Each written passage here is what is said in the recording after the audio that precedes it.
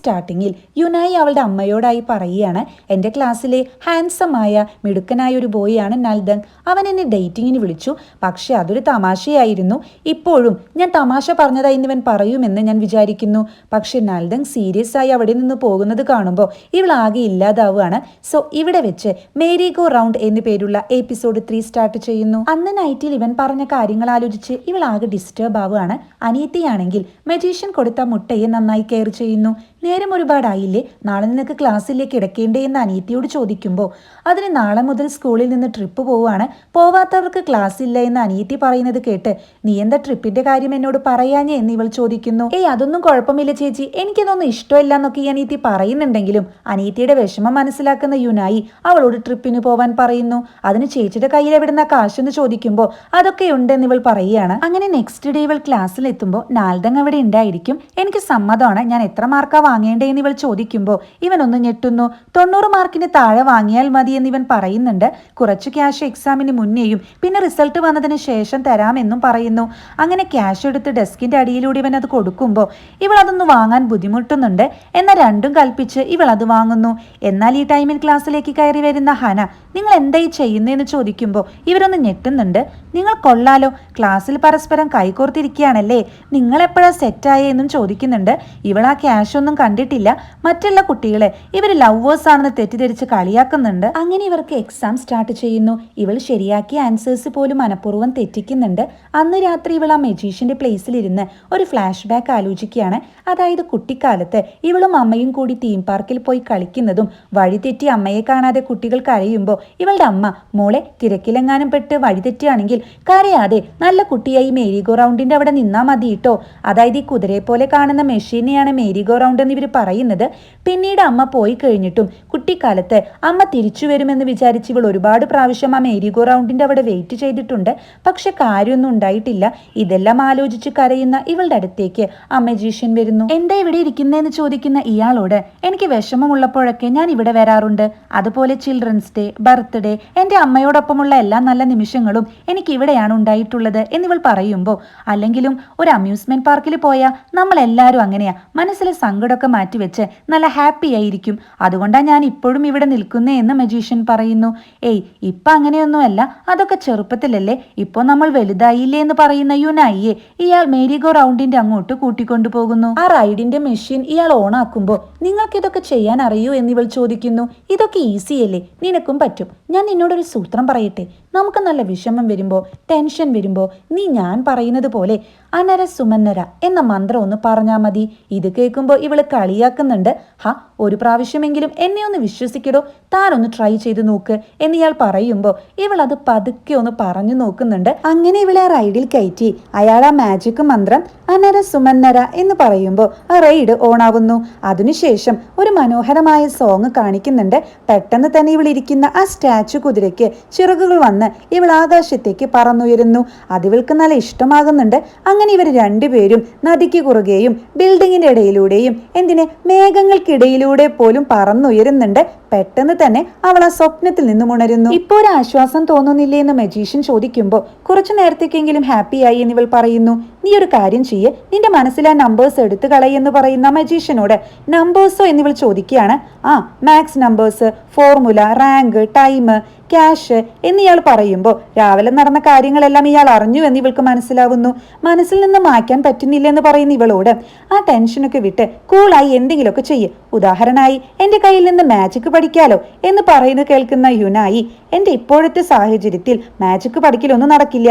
നിങ്ങളെപ്പോലെ ജീവിതത്തിൽ നമുക്ക് ഇഷ്ടമുള്ളതൊക്കെ എല്ലാവർക്കും ചെയ്യാൻ കഴിയില്ലല്ലോ എന്ന് പറഞ്ഞു പോകുന്ന ഇവളോട് നിനക്ക് ഇഷ്ടമില്ലാത്ത കാര്യങ്ങളൊക്കെ എന്നിട്ട് നീ ചെയ്യുന്നില്ലേ, എന്നിട്ടും ഇഷ്ടമുള്ള കാര്യങ്ങൾ ചെയ്യാൻ പറ്റുന്നില്ലേ എന്ന് പറയുന്നത് ശരിയല്ല എന്നിയാൾ പറയുമ്പോൾ ഇവൾക്ക് ഉത്തരം മുട്ടുന്നു. അങ്ങനെ നെക്സ്റ്റ് ഡേ ക്ലാസ്സിലെത്തുന്ന സാറ് എല്ലാ സബ്ജക്റ്റിനും ഫസ്റ്റ് വാങ്ങി ടോപ്പ് ആയിരിക്കുന്നത് നാൽദങ് ആണെന്ന് പറയുന്നു. കിംസോഹി ആണെങ്കിൽ മാത്സിനും ഫസ്റ്റ് വാങ്ങിയോ എന്ന് പറയുന്നുണ്ട്. മോൻ അവിടെ അവിടെ ഇരിക്കെ, ഞാൻ പ്രോഗ്രസ് കാർഡ് അങ്ങോട്ട് കൊണ്ടുവരാമെന്ന് സാറ് പറയുന്നു. നെക്സ്റ്റ് കിംസോഹിയുടെ പേര് വിളിക്കുമ്പോൾ അതെന്താ സാറേ എന്റെ പേപ്പർ കൊണ്ടുവന്ന് തരില്ലേ എന്ന് ചോദിക്കുന്ന ഇവളോട് പിന്നെ നിന്റെ മാർക്ക് കണ്ടാലും തോന്നുമെന്ന് സാറ് പറയുന്നുണ്ട്. അങ്ങനെ നാൽദങ് ഇവൾക്ക് ബാക്കി ക്യാഷ് കൊടുക്കുന്നു. നീ എന്തിനാ ഇങ്ങനെ ചെയ്യുന്നേ? ഞാനിതൊന്നും ചെയ്തില്ലെങ്കിലും നീ ഫസ്റ്റ് വരുമല്ലോ എന്ന് ചോദിക്കുന്ന യുനായിയോട് അപ്പൊ പിന്നെ നീ എന്തിനാ ഇങ്ങനെ ചെയ്യുന്നു എന്ന് ഇവൻ തിരിച്ചു ചോദിക്കുന്നു. രണ്ടാൾക്കും ആവശ്യമുള്ളത് കിട്ടിയില്ലേ എന്ന് പറഞ്ഞ് എക്സാമിന് മാത്രമല്ല അസൈൻമെന്റ്സും സെമിനാർസും നീ ഇതുപോലെ ചെയ്തു തരേണ്ടി വരും. ഇതും പറഞ്ഞ അവൻ അവൾക്ക് കുറച്ചുകൂടി ക്യാഷ് എടുത്തു കൊടുക്കുന്നുണ്ട്. അതിനുശേഷമുള്ള സീനുകളിലൊക്കെ തന്നെ അസൈൻമെന്റ്സ് കൈമാറുന്നതും ക്യാഷ് കൊടുക്കുന്നതും കാണിക്കുന്നു. നെക്സ്റ്റ് സീനിൽ സ്കൂളിൽ നിന്ന് കാണാതെ പോയ ആ കുട്ടിയുടെ പോസ്റ്ററിൽ നോക്കി നിൽക്കുന്ന മജീഷ്യനെ കാണിക്കുന്നുണ്ട്. ഹന ഇതിനെപ്പറ്റി ഇവനോട് ചോദിച്ചതും ഇവൻ ഓർക്കുന്നു. അങ്ങനെ പോലീസ് സ്കൂളിലെത്തി കുട്ടിയുടെ ക്ലാസ് ടീച്ചറോട് കാര്യങ്ങളൊക്കെ അന്വേഷിക്കുന്നുണ്ട്. പോലീസിനെ കാണുന്ന മറ്റു 2 കുട്ടികൾ ഹയൂനപ്പ ശരിക്കും കാണാതെയായോ എന്ന് ചോദിക്കുമ്പോൾ മറ്റൊരു കുട്ടി ആണെന്നാ തോന്നുന്നേ, ഇവൾ ഇതുപോലെ കഴിഞ്ഞ വർഷം വീട്ടിൽ നിന്ന് ഓടിപ്പോയില്ലായിരുന്നോ എന്നൊക്കെ പറയുന്നത് യുനായി കേൾക്കുന്നുണ്ട്. ഇവൾ നേരെ പോകുന്നത് മജീഷ്യന്റെ അടുത്തേക്കാണ്. ഇവളെ കാണുന്ന മജീഷ്യൻ നീ വരുമെന്ന് എനിക്ക് അറിയായിരുന്നു എന്ന് പറയുന്നു. ഇവളാണെങ്കിൽ വലിയ ഇൻട്രസ്റ്റ് ഒക്കെ ഇല്ലാത്ത പോലെ ആക്ട് ചെയ്തിരിക്കുകയാണ്. ആളാണെങ്കിൽ ഇവളുടെ ഹെയർ ബാൻഡ് എടുത്ത് അതൊരു ബോളാക്കുന്നു. ഇതൊക്കെ പിള്ളേഴ്സിന് വരെ അറിയാമെന്ന് ഇവൾ പറയുമ്പോൾ ആ ബോൾ ഇയാൾ മനോഹരമായ ഒരു വെള്ള പനിനീർപ്പൂവാക്കി ഇവൾക്ക് കൊടുക്കുന്നു. ഇപ്പൊ എങ്ങനെയുണ്ട്, ഇത് നീ കണ്ടിട്ടില്ലല്ലോ എന്ന് ഇയാൾ ചോദിക്കുമ്പോൾ സൂപ്പർ എന്നിവൾ പറയുന്നു. എന്നാൽ ഇതെല്ലാം മറിഞ്ഞു നിന്ന് കാണുന്ന നാൽദങ്ങിന് അതൊന്നും ഇത്ര ഇഷ്ടാകുന്നില്ല. അറിയാതെ ശബ്ദം ഉണ്ടാക്കുമ്പോൾ ഇവരത് ശ്രദ്ധിക്കുന്നു. മജീഷ്യന് കാര്യം മനസ്സിലാകുന്നുണ്ടെങ്കിലും ആള് പെട്ടെന്ന് അറിയാത്ത പോലെ ആ പൂവ് ഇവളുടെ ചെവിയിലേക്ക് മാറ്റുന്നു. നിന്റെ ശ്രദ്ധ തിരിച്ചു ചെയ്ത ട്രിക്കാണെന്ന് ഇയാൾ പറയുമ്പോൾ ട്രിക്കൊന്നും ചെയ്യാറില്ല, എല്ലാം റിയൽ മാജിക് ആണെന്നല്ലേ ഇയാൾ പറഞ്ഞത് എന്നിവൾ ആലോചിച്ച് സ്വയം ചിരിക്കുകയാണ്.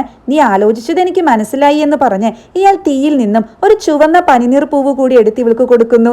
ഇത് കാണുമ്പോൾ പുഞ്ചിരിക്കുന്ന ഇവളോട് ഇതാണ് റിയൽ മാജിക് എന്ന് മജീഷ്യൻ പറയുന്നുണ്ട്. ഇത് നിന്റെ ഫസ്റ്റ് ലെസൺ ആണ്, നീ ഇത് നന്നായി ട്രൈ ചെയ്യേ എന്നും ഇയാൾ പറയുന്നു. ഇതെല്ലാം കാണുന്ന നാൽദങ് ഇവൾ ആളോട് എന്ത് ചിരിച്ചാ സംസാരിക്കുന്നേ, അതുപോലെ എന്നോട് ചിരിക്കാറ് പോലും ഇല്ല. ഇവളെപ്പ് ഇങ്ങോട്ട് വരുന്നത് ഹന പറഞ്ഞതുപോലെ ക്യാഷിന് വേണ്ടിയൊന്നുമല്ല. അതായത് ഇവൻ ക്യാഷിന് വേണ്ടിയാകുമെന്ന് വിചാരിച്ചാണ് ഇവൻ ഇവൾക്ക് വളഞ്ഞ വഴിയിലൂടെ ക്യാഷ് കൊടുത്തിരുന്നത്, അല്ലാതെ ഇവൻ ബാഡ് ബോയ് ആയതുകൊണ്ടല്ല എന്ന് ഈ ഒരൊറ്റ ഇവന്റെ ഡയലോഗോട് കൂടി മനസ്സിലാകുന്നു. യുനായി തിരിച്ചു പോകുമ്പോൾ ഇവൻ മജീഷ്യന്റെ അടുത്തേക്ക് വരുന്നുണ്ട്. ഈ അമ്യൂസ്മെന്റ് പാർക്കിന്റെ ഓണർ ഇയാളൊന്നും ആവില്ല എന്നിവൻ പറയുന്നുണ്ട്. മജീഷ്യൻ ആണെങ്കിൽ ഇവനെ കാണുമ്പോൾ നീ ആരാ, മാജിക്കിൽ ഇൻട്രസ്റ്റ് ഉള്ളത് കൊണ്ടാണോ ഇങ്ങോട്ട് വന്നേന്ന് ചോദിക്കുന്ന മജീഷ്യനോട് എനിക്ക് മാജിക്കിലൊന്നും ഇൻട്രസ്റ്റ് ഇല്ല, നിങ്ങളുടെ ലൈഫിൽ സംശയം തോന്നിയാ വന്നേക്കുന്നേ, ഓരോ ട്രിക്കുകളൊക്കെ കാണിച്ച് കുട്ടികളെ പറ്റിക്കുന്ന താൻ ശരിയല്ല എന്നിവൻ പറയുമ്പോൾ ഇയാള് നീ അണ്ടർവെയർ ധരിച്ചിട്ടുണ്ടോ എന്ന് ചോദിക്കുകയാണ്. എന്തെന്നിവൻ ചോദിക്കുമ്പോൾ ഇയാൾ ഒറ്റയടിക്ക് അത് കയ്യിലെടുക്കുന്നു. ഇത് കണ്ട് ഇവനാകെ നാണം വരുന്നുണ്ട്. ഇവൻ ചൂടാകുമ്പോൾ ഞാനൊരു തമാശ ഒപ്പിച്ചതാടാ എന്നീ മജീഷ്യൻ പറയുന്നു. ഇങ്ങനെ ഉപേക്ഷിച്ച ഒരു അമ്യൂസ്മെന്റ് പാർക്കിൽ രഹസ്യമായി ജീവിക്കുന്ന താൻ ശരിയല്ല എന്നിവൻ പറയുമ്പോൾ അപ്പൊ നീയോ എന്ന് മജീഷ്യൻ തിരിച്ചു ചോദിക്കുകയാണ്. എന്നിട്ട് അവന്റെ അലർജി കാണിച്ചു കൊടുക്കുന്നു. ഈ ചെറിയ പ്രായത്തിൽ തന്നെ ഇത്രയും ഫ്രസ്ട്രേഷന്റെ ആവശ്യമുണ്ടോ എന്ന് ഈ മജീഷ്യൻ ചോദിച്ചിട്ട് അവിടെ ഒരു മാജിക് കാണിക്കുകയാണ്. പാർക്കിന് പിന്നാലെ ഓടുന്ന സ്ട്രെസ് ഔട്ട് ആകുന്ന കുട്ടികളെ പറ്റിയിട്ടുള്ള ഒരു പാട്ടായിരിക്കും അത്. ആ പാട്ടിന്റെ അവസാനം ഇവനൊരു വെളിച്ചത്തിന്റെ പിന്നാലെ ഓടി വീഴുന്നതും ആ സ്വപ്നത്തിൽ നിന്ന് എണീക്കുന്ന ഇവൻ ശരിക്കും വീഴാൻ പോകുന്നതും ഒരുമിച്ച് കാണിക്കുന്നു. ഇവനൊന്നും മനസ്സിലാവുന്നില്ല. ഈ ഫൂളിഷ് ട്രിക്കൊന്നും എന്റെ അടുത്ത് നടക്കില്ല എന്ന് പറഞ്ഞ് ഇവൻ ദേഷ്യത്തിൽ അവിടെ നിന്നും പോകുന്നു. അങ്ങനെ നെക്സ്റ്റ് ഡേ ബാഗ് ഒതുക്കി വെക്കുന്ന ഇവനും ആ ഇൻവിറ്റേഷൻ കാർഡ് കിട്ടുന്നു. സ്കൂളിലേക്ക് പോകുന്ന വഴി അച്ഛൻ നല്ല മാർക്ക് വാങ്ങിയ മകനെ അഭിനന്ദിക്കാനും മറക്കുന്നില്ല. പോക്കറ്റ് മണി കൊടുക്കുന്ന അച്ഛനോട് കൂടുതൽ ക്യാഷ് ഇവൻ ചോദിക്കുമ്പോൾ അച്ഛന് ഡൗട്ട് തോന്നുന്നുണ്ടെങ്കിലും അക്കൗണ്ടിലേക്ക് ട്രാൻസ്ഫർ ചെയ്യാമെന്ന് പറയുന്നു. അങ്ങനെ ഇവൻ യുനായിയെ കാണുമ്പോൾ നീയും ആ മജീഷ്യനും തമ്മിൽ എന്താ എന്നിവൻ ചോദിക്കുന്നു. നിനക്കയാളുടെ പേരറിയോ, വയസ്സ്, അഡ്രസ്സ്, അയാൾക്ക് വല്ല ക്രിമിനൽ ബാക്ക്ഗ്രൗണ്ട് ഉണ്ടെങ്കിലോ എന്ന് ചോദിക്കുമ്പോൾ മിണ്ടാതിരിക്കുന്ന ഇവളോട് നിനക്ക് ബോധമില്ലേ, ഇതൊന്നും അറിയാതെയാണോ ആളോട് കൂട്ടുകൂടുന്നത്, ആൾ എന്തെങ്കിലും നിന്നെ ചെയ്താലോ എന്ന് ചോദിക്കുമ്പോൾ അതിന് നീ എന്തിനാ ടെൻഷൻ അടിക്കുന്നത്, നീ ക്യാഷ് തരുന്നുണ്ടെന്ന് വെച്ച് നീ പറയുന്നതെല്ലാം ഞാൻ കേൾക്കേണ്ട ആവശ്യമില്ല. ഇത് കേൾക്കുന്ന നാൽദങ് ഇനി നീ അങ്ങോട്ട് പോകരുത്, ഞാൻ വാർണിംഗ് ചെയ്യാണ്, ഇത് എന്നെയും സംബന്ധിക്കുന്ന കാര്യമാണെന്ന് പറഞ്ഞ് അവിടെ നിന്നും പോകുന്നു.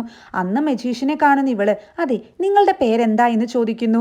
ഇപ്പോ പേര് റിയൂൾ എന്നാണ് എന്ന് പറയുന്നത് കേൾക്കുമ്പോൾ ഇവൾക്കൊന്നും മനസ്സിലാവുന്നില്ല.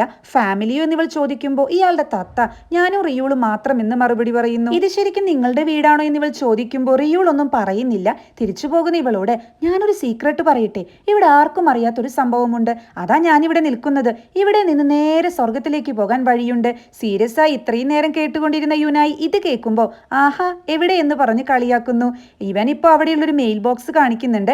ഇതാണോ എന്ന് ചോദിക്കുന്ന ഇവളോട് ഇതൊരു സാധാരണ മെയിൽ ബോക്സ് അല്ല, ഇതിന്റെ ഉള്ളിൽ വേറൊരു ലോകമാണ്, സമയത്തെ പോലും മറികടക്കാം, അതുകൊണ്ട് തന്നെ എന്റെ ഹെൽപ്പ് ഇല്ലാതെയും നിനക്ക് നിന്റെ അമ്മയ്ക്ക് വേണമെങ്കിൽ പോലും മെസ്സേജ് അയക്കാം, റെസ്പോൺസ് എന്തായാലും കിട്ടും. ഇത് കേട്ട് കളിയാക്കുന്ന ഇവളോട് വേണമെങ്കിൽ വിശ്വസിച്ചാൽ മതി എന്ന് പറഞ്ഞ് ഇവൻ അകത്തേക്ക് പോവുകയാണ്.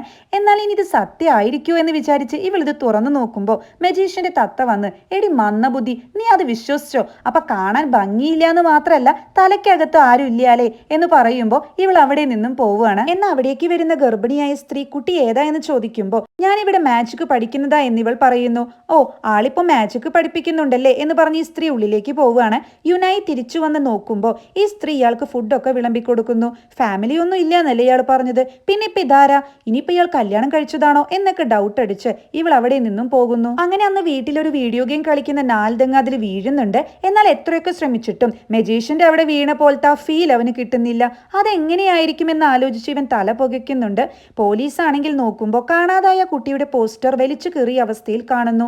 അങ്ങനെ നെക്സ്റ്റ് സീനിൽ യുനായി മജീഷ്യന്റെ അടുത്ത് മാജിക് പഠിക്കുകയായിരിക്കും. ഇയാൾ ഒരു ബോൾ വെച്ച് മാജിക് ഒക്കെ പഠിപ്പിച്ചുകൊണ്ടിരിക്കുമ്പോൾ ഇത് മറഞ്ഞു നിന്ന് കാണുന്ന നാൽദങ്ങിന് ദേഷ്യം വരുന്നുണ്ട്. ആ ബോൾ ഇവളുടെ കയ്യിൽ നിന്ന് ഉരുണ്ടു പോകുമ്പോൾ ആ ബോൾ എടുത്ത് ഇവൻ കയറി വന്ന് ഒരു കസേരയിട്ട് വലിയ അധികാരത്തിൽ ഇരിക്കുകയാണ്. എന്നിട്ട് യുനായിയോട്, ഞാൻ പറഞ്ഞില്ലേ ഇത് എന്നെ സംബന്ധിക്കുന്ന കാര്യമാണ് എന്നിവളോട് പറയുന്നു. അതിനുശേഷം ഇവർ രണ്ടുപേരും ഇരുന്നിട്ട് ഇവന്റെ മാജിക് കാണുകയാണ്. റിയോൾ ഒരു മാജിക് കാണിക്കുമ്പോൾ സൂപ്പർ എന്ന് പറയുന്ന യുനായിയോട്, നീ ഇതിനെ കണ്ടാണോ സൂപ്പർ എന്ന് പറഞ്ഞത്? ഇത് യൂട്യൂബിൽ വരെയുണ്ട് എന്ന് പറയുന്നു.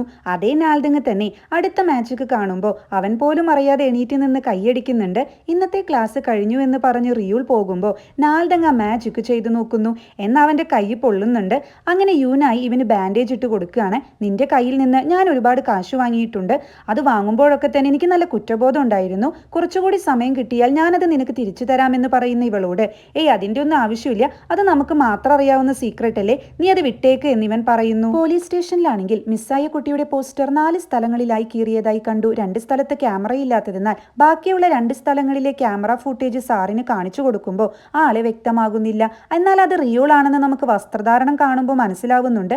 ഇതെന്ത് ഡ്രസ്സ് അയാൾ ഇട്ടിരിക്കുന്നത്, ഇത് വെച്ച് എങ്ങനെയാ കണ്ടുപിടിക്കുക സാറേ എന്ന് ചോദിക്കുന്ന സ്റ്റാഫിനോട് അന്നേ ദിവസം അവിടെ എങ്ങാനും വല്ല സെലിബ്രേഷനോ മറ്റോ ഉണ്ടായിരുന്നു എന്ന് സെർച്ച് ചെയ്യാൻ സാറ് പറയുന്നു. ഇതേ സമയം റിയോളിനെ കാണിക്കുന്നുണ്ട്. ഷർട്ട് മാറ്റുന്ന അവന്റെ പുറത്തെ വലിയ മുറിവിന്റെ പാട് കാണുന്ന തത്ത റിയോളിനെ വേദനിക്കുന്നുണ്ട് എന്ന് പറയുമ്പോൾ, ഏയ് വേദനയൊന്നുമില്ല, ഇത് പഴയ ഒരു ഓർമ്മയുടെ അവശിഷ്ടമല്ലേ എന്ന് മജീഷ്യൻ പറയുന്നു. നെക്സ്റ്റ് സീനിൽ സ്കൂളിലെ ഒഫീഷ്യൽ ഗ്രൂപ്പിൽ ഒരു ചിത്രം വൈറലാവുന്നതും എല്ലാവരും അത് ഡിസ്കസ് ചെയ്യുന്നതും കാണിക്കുന്നു. ക്ലാസ് ടീച്ചർ ആണെങ്കിൽ യുനായിയെ ഓഫീസിലേക്ക് വിളിക്കുന്നുണ്ട്.